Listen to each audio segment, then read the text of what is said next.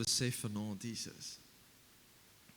If there's someone in this room that came in here and feel lost tonight, Father, let them experience your love in great measures tonight. If there's someone with anxiety in this room tonight, let them experience your peace and power like never before. Lord, if there's someone with depression tonight, let them have the joy of the Lord that succeeds all depression. Father, if there's sickness tonight in this room, I pray that healing will break forth like a sunrise tonight, that the sun with healing in his wings will appear and bring life and healing in Jesus' name. Thank you, Father. Hallelujah. Let our faith arise tonight, Father, for the things of God. In Jesus' name I pray that. Hallelujah. Amen. Amen. Kom ons gee die Here 'n lekker hande klap. Yeah. Woohoo. Awesome. Dit was my ou flou klapie daai. Maar baie welkom almal. Welcome everyone. It's good to see you. Kan julle my hoor agter? Is dit right? Awesome. Is lekker om julle te sien en is 'n voorreg om saam met julle te wees vanaand. Sean sê my 'n bietjie sagter sit asseblief, klein bietjie. Ek wil bietjie feed hier in die hoek. So I want you to grab your Bible. Let's pray. Hier bid ons baie. Kom ons bid. Here, dankie vir die aand. Father, thank you for the privilege that we can be in this place tonight. Thank you for your word and the authority of the word of God. Lord, I pray tonight that we will understand, that we will hear the word of God, that we will hear the voice of God, and that we will be able to see the intentions of your heart. Lord, I pray that every word will fall on fruitful soil tonight, and that it will bring forth a great harvest in Jesus' name. Lord, your word is the authority in my life, and your word is the authority of our future. In Jesus' name. I pray that there will be wisdom, counsel, understanding in this room tonight, and that Holy Spirit, that you will interpret every word to us tonight, that it will transform us and change our lives in Jesus' name. Amen. Amen. So I want to jump right into the word. Last week we spoke about a kingdom mindset and about the expectation for miracles. I don't know of you that was here will remember that Mary said to the people at the wedding, listen, you can just do what he tells you to do, and he will do something incredible. And we see a mighty miracle that happened at the wedding, and the miracle Jesus performed because of the word and someone that really believed in who he is. So daar was iemand saam met hom wat geglo het dat hy is wie hy sê hy is. En vanaand, tonight I also want to continue in a sense with our mindsets, with our perspectives in life. Because listen, your perspective of life will have a great effect on your life. Dink gou vir 'n oomblik daaroor. Die manier hoe jy kyk na dinge bepaal alles in jou lewe. It's really true. Therefore, there's a lot of different people with different personalities, weaknesses, strong points, but everything comes back to the way that we perceive things, the way that we look at things. And I believe that God wants us to have a heavenly perspective, that God wants us to see things the way that He sees it, so that you and I can walk in the promises of God for our lives. Tog is dit nie waar dat ouers leer hulle kinders hulle perspektief van die lewe. Dis tog waar. Hulle leer vir hulle, ons Nelle kan net dit doen, ons Nelle doen net dit, dis hoe ons dinge doen. Ons Nelle sal nooit dit kan doen nie, net dit. You know, ons glo dit en nie dit nie. So there's a lot of things that we grow up with that have a massive effect on your life, even without you knowing it. And I want to challenge you tonight. Tonight's message is going to challenge a few things in our minds, en ek staan voor in die ry om te sê, Here, kom verander my bedrading, kom help my, kom trek my mind in lyn met u woord, dat ek sal niks mis nie, en dat ek sal sien wat u sien, dat ek dinge in die lewe sal sien met die perspektief van hoe God dit sien. Is dit moontlik om te sê, ons kan in God se perspektief dinge sien? Wel, jy gaan vanaand die antwoord kry op dit. Now, so in last week we saw as well that the kingdom of God is within us, Luke 17, 20, 21. And Colossians 1 verse 13 said that He delivered us from the power of darkness and conveyed us into the kingdom of the Son of His love. So, as a child of God, as jy jou lewe vir die Here gegee het, sê die woord van God dat He conveyed you into the kingdom of God. So there's only two kingdoms. Daar's nie 'n grys area nie. Dis die koninkryk van duister en dis die koninkryk van lig. If you are born again, something happened in you that shifted you, conveyed you into, you've got a transfer from darkness to light. So you are now in a different kingdom. There's a different kingdom with different understandings, mindsets, and the way that we see things. As ek en jy vanaand vir mekaar sê dat 'n gelowige en 'n ongelowige dieselfde na dinge gaan kyk, dis onmoontlik, because it's two different kingdoms. And God wants you to know the perspective of heaven and the way that He sees things. Listen to this, Ephesians 5 verse 1 says, "Therefore be imitators of God as dear children." In the same way that a father trains his children to understand certain things, the Lord of heaven wants to train you and help us so that we can imitate Him. Amen? Is it okay? Is julle met my? Okay. So, the Bible says in Proverbs 4 verse 7, en ek wil jou regtig vanaand uitnooi om notas te maak en weer te gaan kyk na hierdie, it will really bless you and challenge you. So in Proverbs 4 verse 7 it says, wisdom is the principal thing. What is the principal thing? Wisdom, wysheid. Then it says, therefore get wisdom, kry wysheid, and in all your getting, get understanding. Yes, what a scripture.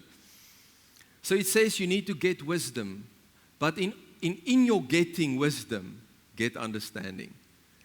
Now, I believe that understanding and wisdom is some of the principal things, because the word says it for us to have a revelation in the wisdom and understanding of God. God wil ons vleispaleise uitdaag en transformeer om sy gedagtes te sien in ons lewe en ook in die manier hoe ons na dinge kyk. So, I want to talk about perspective and mindsets tonight, and I want to touch on a few things, and I've got a few examples, worldly examples, that I want to show you tonight and challenge your thinking and your understanding in certain ways. Now, what is the definition of perspective? According to the Merriam-Webster, it says perspective is a mental view or a prospect. It is the appearance to the eye of objects in relation to the distance and position. So your perspective is determined by where you position yourself. Hello? So as ons gaan kyk na leeu, ons is op 'n leeu 4x4, ons gaan kyk leeu's. En ek sit voor op die 4x4 se voorste sitplekke en jy sit agter, en ons ry langs die leeu in, sien ek die voorste gedeelte, jy sien 'n ander perspektief. But the important thing is when we get together again and we talk about the lion, we need to know that we have seen a lion. Even though we see different aspects, we still need to have the same understanding. Is it okay? Dit bly 'n leeu. Ons kan nie daaroor stry nie.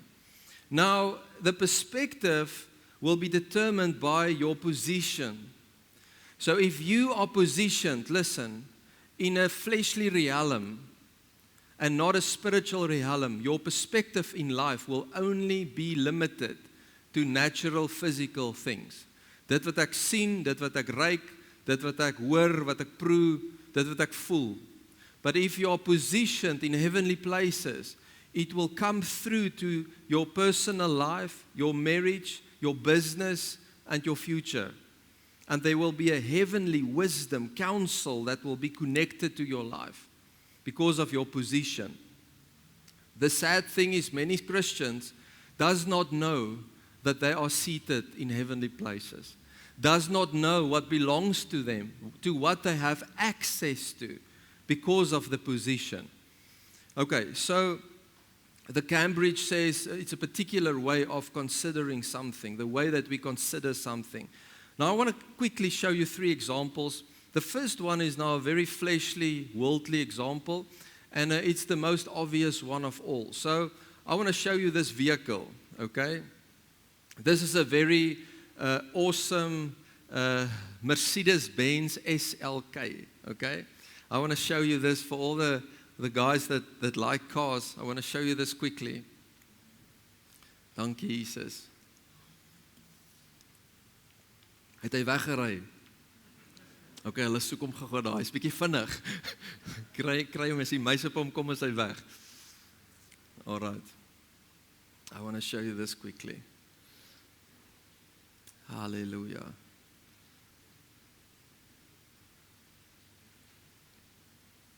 Daar is 'n baie warm seat hoor. As daar iets nie gebeur nie, kyk almal soontoe. Okay, jy kan maar opsit. All right, so there it is. Dankie Jesus. That is a Mercedes-Benz SLK. Now that is a sports car, and there's a specific perception on, wow, that is a Mercedes-Benz, it's a SLK, it is a sports car, en baie jong ouetjies droom om daai kar te ry. Then the second car is the South African famous VW Polo Vivo, okay? 1400, okay? Now that Polo Vivo is known by many people. You see a lot of them driving. And now what I want to challenge you tonight on is that when you see the pictures, when you see the SLK, many of us that doesn't have knowledge beyond vehicles will think, wow, that car is very exclusive, it's very expensive if I have to buy it. Is it true? Okay. Maar dit is 'n Mercedes en dit is 'n SLK en dit is 'n sportsmotor. When we see the Polo, a lot of people drive them, very popular, very nice to maintain them, and so we are so used to that, if I can say it like that. Is it so, of is it net ek? Right. Now, I want to show you something that Polo Vivo is a little bit more expensive than the SLK Mercedes, if you buy it right now. Those models I draw from the internet, from AutoTrader, and I went to physical. You can buy them tomorrow if you like. They are available for sale. 2 very good maintained vehicles, but the Polo Vivo is a little bit more expensive, with about 10,000 Rand than the SLK. Do you believe that? It's the truth. You can go and check it out. Now I want to show you something else. Now the perspective, remember, the perspective is when I see someone drive in the SLK, I have a certain thing that I think, yes, daai ou vrou is so en so en so. If I see something, ek weet baie van julle het Polos hier binne, so if you see a person in a Polo, you just see a car, okay? Because we are used to it. And we grew up with the mindset of a Mercedes is that and that and that. Okay? But this one is normal. But if you have to buy them now, you're going to pay more. You need more money for that Polo than for that specific SLK. Now I want to show you something else. When you see a man or a woman drive on a bicycle, you think they are training or they don't have a car. Okay? They need a Polo. They don't start with the SLK. They need to start at the Polo.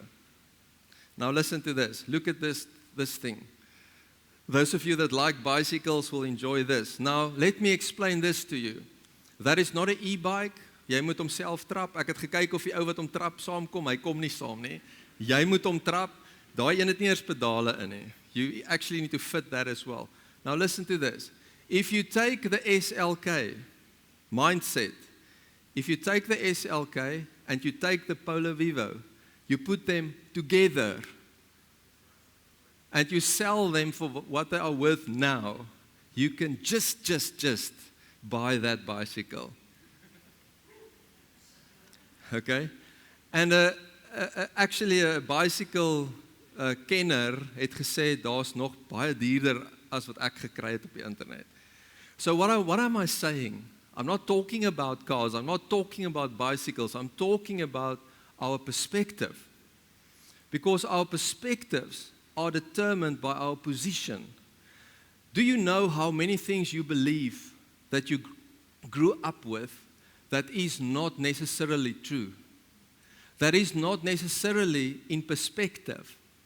En dis waar dwaasheid en wysheid inkom. Daar's soveel goed wat gesê word in hierdie lewe wat baie dwaas is, if you look by wisdom's position to that. The second example is this. There's this dog that basically killed the sheep. I want to show you the picture. Look at this on the screen. Ek hoop julle daar agter kan dit sien. So the perspective is, ek kan nou al die headlines sien, wicked dog or bad dog kills the sheep. Okay? Problem dog killed the sheep. Breaking news. Okay? Look at the truth. Volgende prentjie. As julle kan sien dat he actually had him on the throat, but he was saving him from drowning. So now suddenly the breaking news will be dog hero that saved the sheep. So you see the perspective of how you look at things completely changes the story. Selfs in die vlees. And this is even scary in our day because a lot of things that you see that seems to be true on media or in news for that matter cannot maybe be true. Now listen to this. The next example, the next example is a perspective challenge example. Look at this person. I mean, ek hoop sy tekkies het soos magnete vir stene, want as hy daar glip, val hy om dood. So, hy het baie braafheid in hom. Die volgende ene, wys ook 'n prentjie van hierdie klif. Let's go to the next one, please. Okay, you can see the perspective, okay, dit lyk massive hoog, maar kyk gou na die waarheid. Okay, die laaste prentjie. If you look at that, you can see that it is not high, it's not that dangerous, but the way that they took the photos, so daai ou vat die foto en hy gaan post dit op sosiale media om te wys hierdie incredible stand wat hy gedoen het. Maar eintlik is die grond so ver soos sy knie van sy lyf af. It's all about perspective. Daar kan jy sien, lê 'n ou met 'n rooi broek, hy neem die foto sodat niemand die onderkant sien nie, maar hulle sien net hierdie klif met die agtergrond wat so hoog lyk. Now that's all about perspective. Are you with me? Perspective. I want you to understand tonight, when you look at life, there needs to be more to it. You cannot be limited to what you see or experience in the flesh. And that's where faith comes in. Faith will push through the natural perspective so that you can have a heavenly perspective. The problem with perspectives is, Proverbs 23 verse 7 says, "For as he thinks in his heart, so is he." Soos wat jy gaan dink, soos jou perspektief gaan wees, dit gaan jou so beïnvloed, dat dit alles in jou lewe gaan beïnvloed, want soos jy dink, sal jy wees. If you believe you cannot do it, you will really struggle to do it. If you cannot believe that you can get it, or that you can walk in certain things in life, you will struggle to see it manifest in your life. Because as you think, so you will be. Niemand hou van my nie. As ek in 'n kamer inloop, sê ek, yes, almal dink iets sleg van my. No. It's because of what you think about yourself. No one is thinking that. But you are walking with a perspective of certain things, and God wants to change that and help us. Because as you think, so you will be. Now the Bible says in Romans 8:14, "For as many as are led by the Spirit of God, these are the sons of God."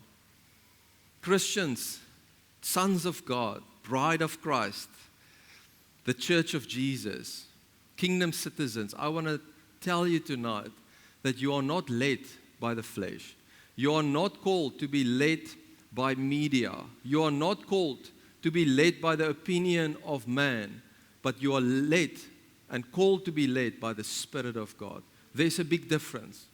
Make sure that what you do, what you think, and what you take part of is the Spirit of God and is part of what God wants to do in your life, because the sons of God are led by the Spirit of God.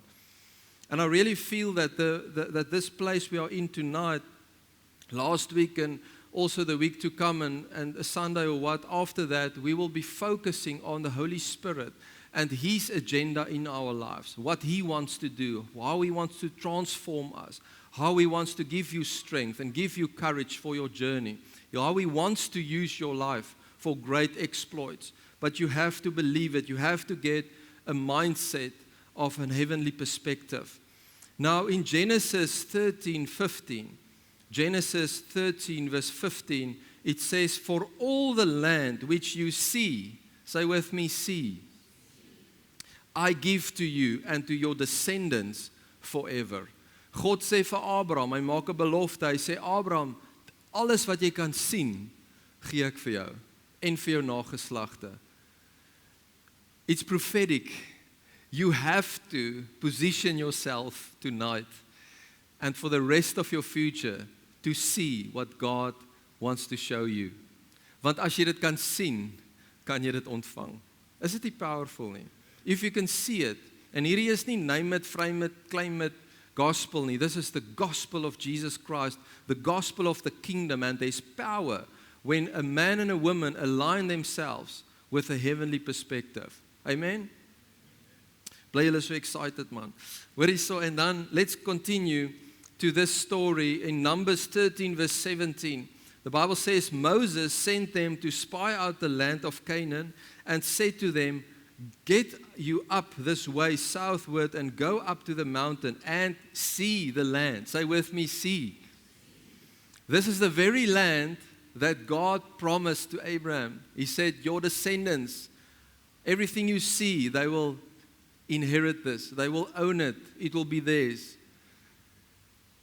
En hierdie is die oomblik vir die descendants om in die belofte in te stap. They are led out of Egypt, out of slavery. Maybe you have felt like a slave to this world. God want to lead you out and He take you to a place and show you the kingdom, show you the heavenly perspectives. And you need to decide when you see it whether you're going to take it or not. The 10 spies came back and they said, we cannot see that the word of God is true. We cannot see that God really can give us Canaan. That's actually what happened. They saw and they came back and they said, this is the bad report that we saw. But Caleb and Joshua, as we know the story, they rebuked them. They silenced the people, the negativity, and they said, let us go up at once. Let's go. Because we have a word, because we have a promise, because God is a faithful God. I want to tell you tonight that the heavenly perspective says God is faithful. A heavenly perspective says that the word of God is true, that I can build my life on His word, that I can apply His word, that I can live His word. I can apply it to my marriage, to the way I raise my children. I can apply it to my business. I apply it to my finances. I apply it to my conduct, the way that I carry my character. The word of God is true. And Joshua and Caleb said, let's go. We can trust God. Now the Bible says in Corinthians that whatever happened to Israel was for my and your example. Sodat ons nie in dieselfde slaggate trap nie, nie dieselfde foute maak nie. And I don't know about you, but if God has certain promises for us, I want to see it. Amen? If God wants my marriage to prosper, I want to see it. If God has a good future for my children, I would love to see that. If God has a great destiny for you and for me, I would love to see that. But there's a call in the Spirit to believe that and to get rid of all the fleshly mindsets and perceptions that we grew up with and that we have been taught along the way. You see, many of us have a canvas that is filled in with a lot of things. And many of those things are not in line with God's word. And the Spirit of God wants to wipe it out and fill in His life, His heart, His agenda, and His perception. Is that okay? Hallelujah. You can write this down if you will. Perspective determine possession. Your perspective will determine possession. Israel saw giants and they died in the wilderness. Caleb and Joshua saw the promise and they inherited mountains. You can choose tonight. And not only tonight, but tomorrow and the day after that, because people will come to you and tell you, you will not be able to do it. You will not be able to walk in it. Kan daar enige iets goeds uit Nazareth uitkom? Ja, daar kan. Kan daar enige iets goeds uit jou uitkom? Ja, because Christus is in jou. Because of who your king is. Ons het daarvoor vanaand geskryf, who is Jesus to you? Who is he to us? There's incredible things that's been written down. He's the king, he's savior, he's majesty. He's the almighty, all-knowing, wonderful counselor, mighty God, everlasting Father, Prince of Peace. Hallelujah. And the government is on his shoulders. And you are walking in that government. Will you perceive it? And will you have that perspective? Israel's perspective was only focused on where they came from. En is interessant dat toe hulle die goue kalf gemaak het, het God hulle toegelaat, sodat dit wat in hulle was kon uitkom, en God het gedeel daarmee. The natural man will always try to make us avoid the supernatural. Iets wat ons laasweek ook gesê het. We spoke about a supernatural mindset, a miracle mindset. Then listen carefully. The natural man will always try to remove you from the supernatural. The natural man will always say, nee, dis nie moontlik nie. Nee, dit lyk nie goed nie. Nee, dit klink nie goed nie. But the spirit man will always say, nothing is impossible to God. And therefore, I can do all things through Christ that strengthens me. Amen? Hallelujah. The natural man will always try to make us avoid the supernatural. Now, Colossians 2 verse 8, I want to read it again tonight.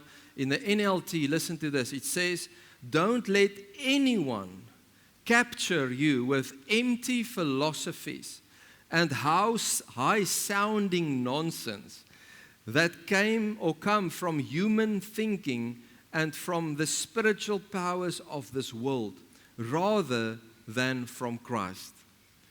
En ek en jy moet onsself vanaand vra, die dinge wat ons mee ingevul is, waar kom dit vandaan? Selfs die Bybelstories waarmee jy groot geword het, waar Eva die appel vir Adam gee, nee, dis mos in ons koppe. As jy dit gaan lees, daar's nie appel nie. Appel is nie daar nie. Dit sê 'n vrug.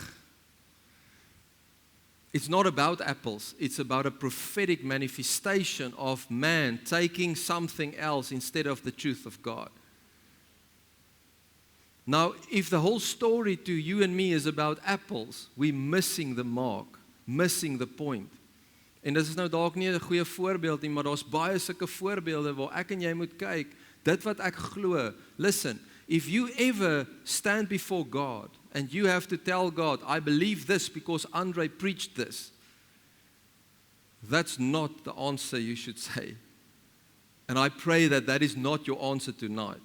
I pray that you will go and look for yourself into the Word of God. The Bible says the Berean church were full of wisdom because they went to search for themselves whether the things that Paul preached was true or not. En maak dit vas vir jou. As dit waarheid is, maak dit vas. Amen? Myself, I grew up in a great house, but there was a lot of religious things that was wat die mens goed dink, omdat dis hoe ons groot geword het, en ons ouers en hulle ouers. But then you see some of those things are empty because it's not filled with the Spirit and the power of God. And God wants to help us to walk in truth. Jesus never came to start a new religion. He came and he said, those that worship me should worship me in spirit and truth. Hy het gekom sodat ek en jy hom kan ken. John 70 verse 3 says that this is eternal life, to know me. Is dit nie awesome nie? Die ewige lewe is om God te ken. En dit begin op daai oomblik. And you step into that when you lay off this body. You just carry on because your spirit is already in Christ. Hallelujah. I want to say again tonight that without the kingdom, without the Spirit, you will only access information and there will never be revelation. What we need, listen, is not information only. We need revelation. Amen? Thank you, Jesus. Now, Numbers 14, listen to this. Numbers 14 verse 24. It says, but my servant Caleb, because he has a different spirit in him and has followed me fully, I will bring him to the land where he went, and his descendants shall inherit it. Dis vir my so mooi, and we know that the Holy Spirit wasn't poured out yet. Okay, hierdie is voor Pentecost, maar God kyk na Caleb en hy sê, daai man het 'n ander gees in hom. Die Afrikaans sê, hy het 'n ander gees in hom. Daar's iets anders in hom. En as ek dit lees, dan wys die Heilige Gees vir my na 'n plek toe waar hy sê, daai Caleb, it points to a generation that will walk in the Spirit of God. In die Gees represent die seuns van God. Ek wil amper sê 'n tipe Caleb wat sê, we can do this. We can take the land. We can trust God and believe His word because there's a different spirit. What Caleb carried looked different than the 10 spies that said, we cannot take the land. En ek het dit al so baie keer hieroor bedien, maar dink net vanaand weer dat 10 negatiewe verslae het gemaak dat 2.4 miljoen odd mense beïnvloed was deur die negatiewe verslag. Hoekom sê ek so? Because God said, Joshua and Caleb and the new generation will inherit the land, but all of Israel will die out in the wilderness. Dis scary. Dis die effek wat negatiewe goed daar buite 'n effek op jou lewe kan hê. Don't walk in the wilderness for 40 years, but access the promises of God. Access truth. Access a mindset of heavenly perspectives. And it is your choice. And it is my choice. He had a different spirit. Hallelujah.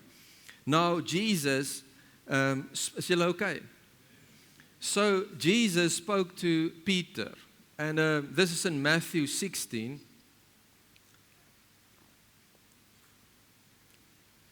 So Jesus said to Peter and his disciples, he said, listen, wat sê die mense, wie's ek?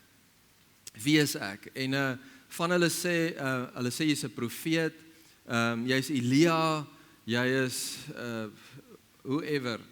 En Jesus kyk na sy disippels en hy sê, maar wie sê julle is ek? And look at the answer. Jesus, or Simon Peter in verse 16, Matthew 16:16 said, he said, you are the Christ, the Son of the living God. And Jesus, listen carefully, Jesus answered and said to him, blessed are you, Simon Bar-Jonah, for flesh and blood has not revealed this to you, but my Father who is in heaven. Wow, wat 'n pat op die skouer, Petrus, yes, jy het God gehoor, broer. Jy het insig, hemelse insig, jy het 'n revelation van die Vader, dat ek die Christus is, né? Now listen carefully. Now Jesus continues, en in vers 18 sê Jesus vir hom, you are Peter, and on this rock I will build my church, and the gates of Hades shall not prevail against it. Verse 19, and I will give you the keys of the kingdom of heaven. Whatever you bind on earth will be bound in heaven, and whatever you loose on earth will be loosed in heaven. So luister, Jesus sê, Petrus, ek gaan die sleutels vir jou gee. Nou luister, I don't know about you, but I believe the words of Jesus. And he said, whatever you do on earth and you open or lock will manifest. Dis nogal 'n kragtige woord. Ek weet nie van julle nie, maar as jy iets baie valuable het en jy moet die sleutels vir iemand gee om te beheer wat daar gebeur, gaan jy mooi kyk wie kry die sleutels. Nou hier's Petrus, hy het 'n revelation van God dat dit Christus is. Die volgende oomblik, hoor ge wat gebeur. Vers 22. Then he, Jesus, commanded his disciples that they should not tell anyone that he was Jesus the Christ.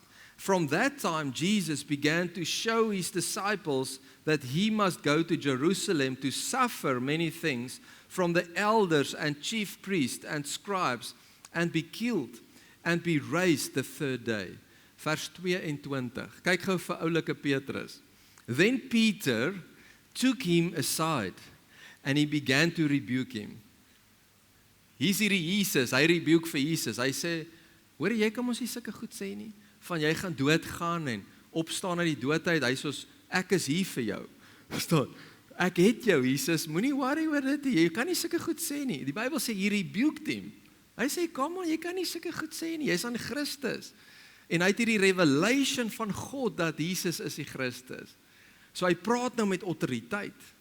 Jy weet, hy vat die sleutel. Now listen to this. He says, Lord, this shall not happen to you. Voor dit sê hy, far be it from you. Verse 23. Jesus, he turned and he said to Peter, get behind me, Satan. Wow. Ek weet nie wanneer laas het jy dit gehoor dat iemand dit vir jou sê nie, maar as 'n hele paar wat baie offended sal wees. But this is because, listen, Jesus said to Peter, the revelation or the information you are processing now is not in line with the destiny of God. En hy sê vir hom, get behind me, Satan. Hoekom? Want dit kom van daar af. Dis of koninkryk van lig of koninkryk van donker. And listen to this. He says to him, get behind me, Satan, for you are an offense to me, for you are not mindful of the things of God, but of the things of men. Now I want to show you tonight, there's things of God, dinge of God, and there's things of men. En ek en jy moet kies, am I going to be mindful of the things of God or the things of man? En hierdie geld nie net vir jou lewe nie, maar vir alles in jou lewe, elke liewe area. We need to be mindful of the things of God. So there's a story where Peter walks on water. You know the story, okay? What happened? The disciples is in the boat, and the Bible says there came a big storm, and the next moment Jesus is walking on the waves, and the disciples in fear call out and say to one another, there's a ghost. And then someone said, no, it's Jesus. And then Peter, he recognized Jesus, and he said to Jesus, if it's you, call me and I will walk in the water. I will come to you.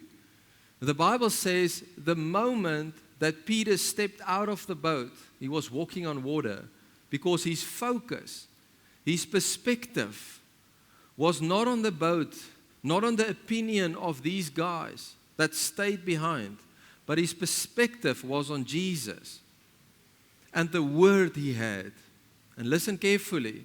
The Bible says when he took note, when he considered the waves, the storm, suddenly he lost his track and he was almost drowning, he was sinking.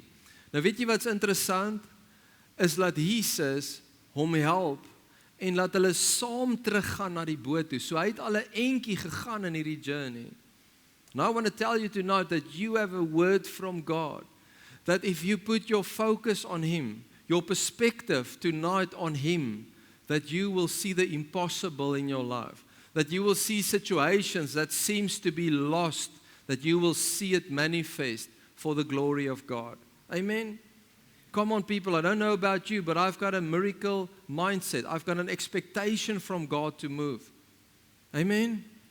Ek het dit al soveel gesien deur die jare, waar ons bid saam vir iets, en die Here skuif iets. Daar's 'n genesing, of daar's 'n bonatuurlike deur vir 'n geleentheid, of werk wat oopgaan, of 'n huwelik wat herstel word. Amen? Of 'n kind wat gebore word wat nie kon nie. There's so many stories, and your story is part of that. Will you believe that? Hallelujah. I want to say tonight, listen to this. We need to have an eagle mindset in a chicken world. Sometimes I look at the world around us and I think, wow, waar's wysheid? Where's the wisdom of God? People making suggestions and having ideas, and it's just crazy. We are called to have an eagle vision in a chicken world. Hoenders kruip weg as die storm kom. Arende gebruik die storms om hoër te gaan. Jy moet kies waar jy wil wees. En dit gebeur hier binne. It happens in your mind. It happens in your spirit, man, in your heart. God wants to take you higher. Listen to Romans 5 verses 8. It says the following. Ek hoop julle kry iets vanaand. It says, Romans 8 verse 5, it says, for those who live according to the flesh. Kyk gou hierso. According to men. Those, met ander woorde die wat dit kies, that live according to the flesh, set their minds, their perspective on the things of the flesh. But those who live according to the Spirit, the things of the Spirit. Religion het al so veel goeders veroorsaak in die samelewing. Ek sit nou die dag met 'n ou wat my kom sien uit 'n ander dorp uit, met goeders in sy lewe, en hy maak 'n meeting met my, en ek vra vir die ou, are you born again? Sy antwoord is, ek gaan kerk toe. Ek sê nee, dis so goed jy slaap in 'n garage en dan noem jy jouself 'n kar. Are you born again? Do you have a relationship with Jesus? En hy het nie geweet waarvan ek praat nie. Don't know what it means to be born again. Born again means that you have been transferred from the kingdom of darkness to the kingdom of God. You will never have access to spiritual things and the wisdom of God if you are not in the kingdom of God. Jesus said to Nicodemus, you need to be born again. You need to be born by water and spirit. And he says, what is born of the flesh is flesh, and what is born of the spirit is spirit. Okay, julle kan sien ek's passievol hieroor, because this is death and life. It is the truth. Because the word says that if you put your focus, your mind on the flesh, you will have fleshly things in your life. And that is what will manifest. Jy gaan die duiwel hier bind en dan pop hy hier uit, because he have access to you. He have legal right over your life. But the blood of Jesus cancels that. The blood of Jesus takes you into another reality and kingdom. And there's victory and there's power. Amen? There's still a war, but there's power connected to that. Because you have been determined to be victorious. Die Afrikaans sê so mooi, want die wat vleeslik is, bedink vleeslike dinge. En ek vra myself, Andrei, wat bedink jy? Wat bedink jy? Wat gaan aan in jou? And it's a question that all of us need to ask ourselves. Verse 6 in Romans 8 says, to be carnally minded is death. In other words, if you will operate in this realm, there will be death. It says the following, but to be spiritually minded is life and peace. You want life for your life? Choose the godly way. Choose the godly perspective. If you want peace, choose the godly perspective. Hallelujah. Then he says in verse 7, the carnal mind is enmity against God, for it's not subject to the law of God, nor indeed can be. Verse 8, so then those who are in the flesh cannot please God. But you, verse 9, are not in the flesh, but in the Spirit, if the Spirit of God dwells in you. Now, if anyone does not have the Spirit of Christ, he is not his. Sien julle hoekom dit so belangrik is om te verstaan dat jy moet weet in watter realiteit jy beweeg en ook om ander te kan help. Hoe help jy die kollega by die werk? Is by the gospel message of the kingdom. Is brother, you are walking in flesh. You need to come into the Spirit. You need to be born again. Thank you, Jesus.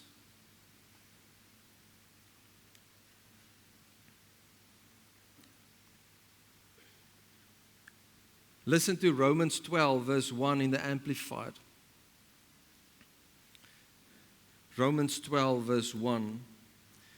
It says, I appeal to you, brethren, therefore, brethren, and beg, I beg of you, in view of all the mercies of God, to make a decisive dedication of your bodies, presenting all your members and faculties as a living sacrifice, holy and devoted and consecrated and well-pleasing to God, which is your reasonable service.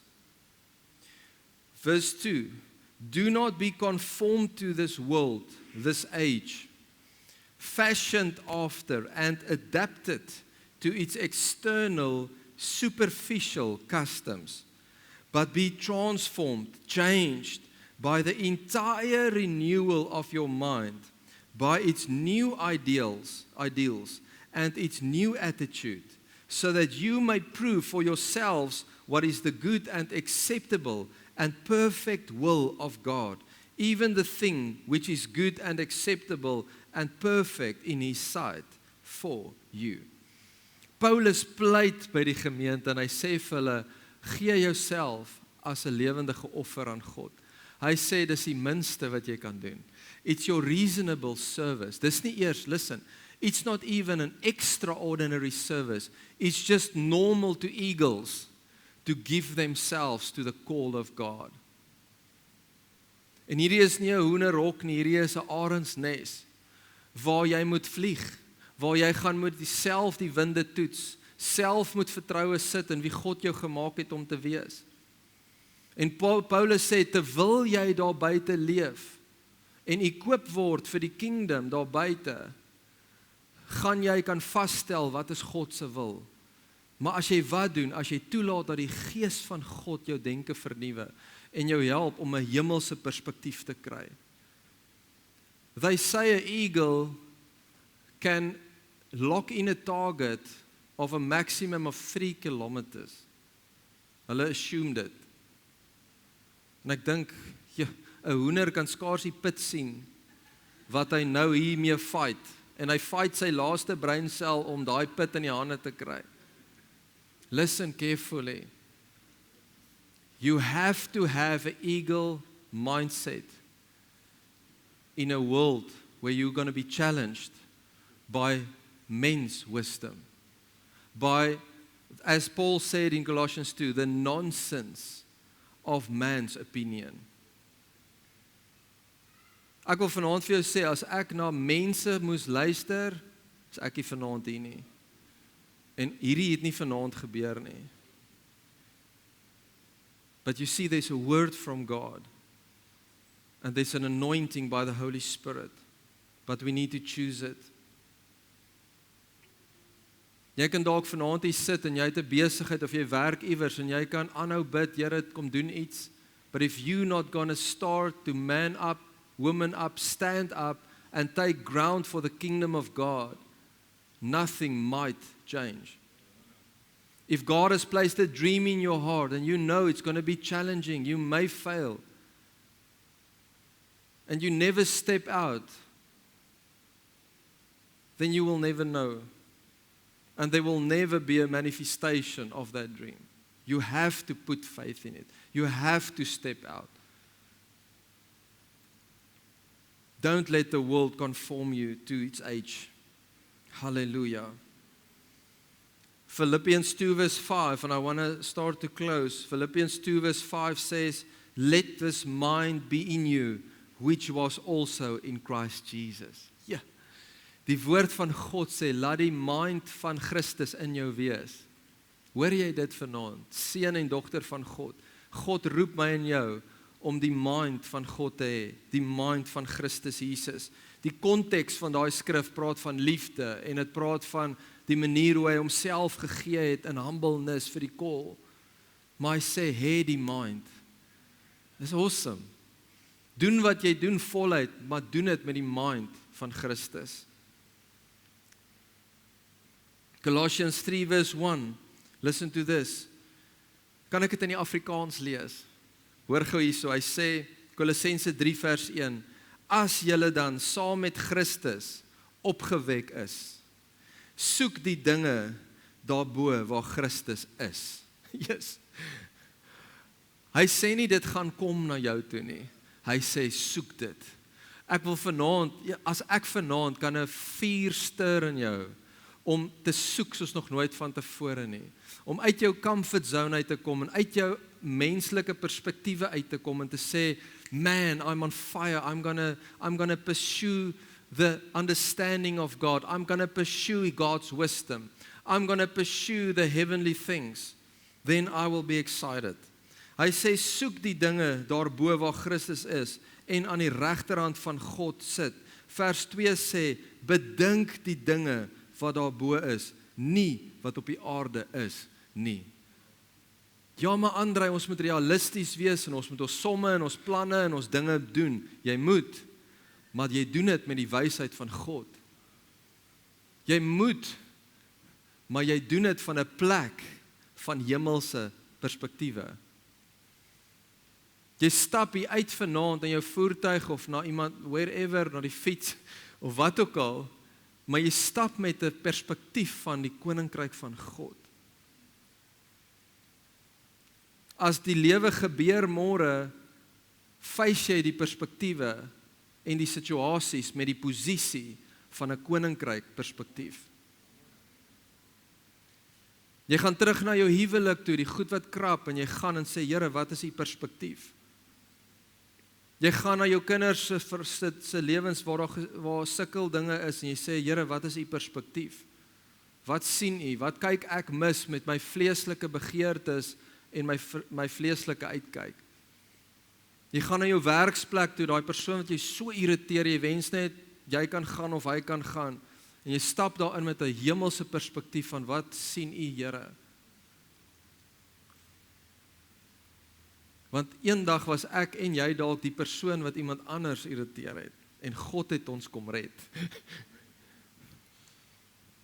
You can be the access for that person to a heavenly reality. Hallelujah. 2 Corinthians 4:18, Paul says, we do not look at the things which are seen, but the things which are not seen. Jy sien, my vriend, die wêreld is vol van, wat sien ons? Die woord van God is vol van, moenie in dit vaskyk nie. Kyk na hemelse dinge. Kyk na die onsienlike, want dit is waar God heers en waar sy krag manifesteer. Ek wil afsluit vanaand en ek wil hierdie blessing, ek voel daar's vanaand impartation, spiritual impartation, power of God, impartation in our lives for the mandate of this word tonight that will shift something in your life, shift something in your wisdom, shift something in your understanding. Listen to this scripture, Psalms 62 verse 5. Dis Dawid wat hierso skryf, Psalm deur Dawid. Hoor net gou, hierdie gaan jou lewe verander. Vers 5 sê, my soul wait silently for God alone, for my expectation is from him. Weereens, waar is jou verwagting vanaand? Jou deurbraak waarvoor jy die Here vertrou? Is jou verwagting in mense, situasies, of is dit in God alleen? Dawid sê, my verwagting is in God alleen. En hoor gou hierso, vers 11 sê, God has spoken once. Hoeveel keer? Once. Twice I have heard this, that power belongs to God. Weet jy wat het gebeur? Die eerste keer het Dawid gehoor, Die tweede keer toe hy dit hoor, God het nie weer gepraat nie, maar die revelation het gedra. En hy sê, ek het eintlik 2 keer gehoor. Is dit nie awesome, he? And may God tonight help us that we will understand a heavenly perspective, that daar 'n shift in ons kom. Luister, om foto's te wys en vir ons om na skrifte te kyk, bring 'n opportunity na my en jou toe, maar is net die gees van die Here wat ons kan aanraak om ons vry te maak van ou mindsets, van religious perspectives, van fleshly perspectives, finansiële perspectives. Met huwelike, genade, soos ek en Nadia al met couples gewerk het, die manier hoe party groot word en dit is wat gebeur het, dis wat ons gesien het, so dit gaan met ons ook so wees. Nee, dit gaan nie. Want Christus is deel van jou lewe. And you have the opportunity now to receive that and not to walk in the flesh but in the spirit. There needs to come a shift. And if tonight is the shift for you, I will praise God for that. Once He's spoken, twice I have heard. I want to declare and I want to finish with this, Ephesians 1:17 over your life. And this is a prayer of the Apostle Paul, and he says the following. He says, that the God of our Lord Jesus Christ, the Father of glory, may give to you the spirit of wisdom and revelation in the knowledge of Him. That the eyes of your understanding being enlightened, that you may know what is the hope of His calling and what are the riches of the glory of His inheritance in the saints. Hy sê that the eyes of your understanding be enlightened. Dat die wat nie kan sien nie, kan sien. Dat die wat nie verstaan nie, kan verstaan. Dat as jy vanaand die uitstap, dat jy nie meer met daai mindset kyk na daai goeters nie, maar dat jy kyk deur God se oë. Dat daar 'n heavenly perception kom van God se wysheid en 'n revelation in die kennis van God. Enlightened eyes, a spirit revelation and a renewed mind. Amen. Hallelujah. Thank you, Jesus. Ek sien harte hier binne wat honger is vir change. Wat moeg gesukkel is met mindsets. Die woord sê, a double-minded man is unstable in all his ways. There's people in this room that love Jesus so much, but your thought life is so confused and double-minded. And tonight God wants to help you. The Spirit wants to bring a shift in you in Jesus' name. Is that okay? Hallelujah. En ek staan eerste in die ry. Thank you, Lord. Let's pray. Kom ons bid saam. Hallelujah. Father, ek kom eer U vanaand. We thank you, Lord, for your word. I thank you tonight, Lord, for the peace of God. I thank you tonight, Lord, for the impartation of the Spirit of God upon this word. Let it be tonight that we have heard this message once, but suddenly we hear it twice, because there's a revelation that comes tonight. There's a spiritual impartation tonight of a heavenly perspective that touches our understanding, that touches our hearts, so that we will see in faith the things of God. Father, thank you tonight that we are Spirit-led and that we can receive a perspective of heavenly things. And Lord, tonight we declare that we have been raised with Christ as the children of God, and that we will make a decision to seek the things above and keep our minds set on things above. Here, ons bring vanaand daai situasies, daai double-mindedness voor U. Ons bring vanaand daai gedagtes van dit is nie moontlik nie, of die goed wat mense gesê het, of die dinge wat 'n houvas op ons lewe het. Vanaand, Here, kom bid ek, kom breek dit oop, Here. Ek bid vanaand, laat die kettinge afval in die naam van Jesus Christus, van Nasaret, die koning van konings, die koning van sy koninkryk, Here. Kom bring vryheid vanaand. Halleluja. Dankie vir U teenwoordigheid. Dankie vir die salwing, Here, wat beweeg oor ons elkeen in hierdie plek vanaand, en ook mense wat luister. Laat daar vryheid kom, Here, soos nog nooit van tevore nie. Where the Spirit of the Lord is, there will be freedom. and the truth will set us free. Let the truth tonight be a revelation of knowledge in the things of God that will bring liberation and freedom. That we will be imitators of God. That we will walk with the mind of Christ. Hallelujah. Not focused on the fleshly things. Not mindful, Lord, tonight we want to choose to not be mindful of the things of men anymore, but we want to be mindful of the things of God. And I pray tonight that you will lift up these people with authority, Lord, with a greater desire and hunger to use the keys of the kingdom for the things of God. That destiny will come into fulfillment in every person's life. Elke gesin, elke huwelik, elke kind, elke besigheid, elke bedieningsgeleentheid. That there will be a mighty move of the Holy Spirit. Hallelujah. We are led by the Spirit of God. Lord, tonight we refuse to follow the flesh. We repent tonight to say, Lord, we will come back to our first love. We will turn away from our own efforts, but we will come back to the Spirit of God. We will come back to say, Lord, we will not put our focus on the arm of the flesh, but the Lord's right hand will be the power in my life in the name of Jesus. And I refuse to look at things through the limitations of flesh. And I choose to look to things by the Spirit of God. And Holy Spirit, help us tonight. Oh, Holy Spirit, we call upon your grace tonight to help us, to fill and flood our hearts and our minds and our understanding tonight as we put our gaze upon you in the mighty name of Jesus. Hallelujah. Hallelujah. Thank you, King Jesus. Thank you, Holy Spirit. Thank you, Holy Spirit. Thank you, Holy Spirit. Ek wil jou gevra, sit jy jou hande so op jou maag of op jou hart.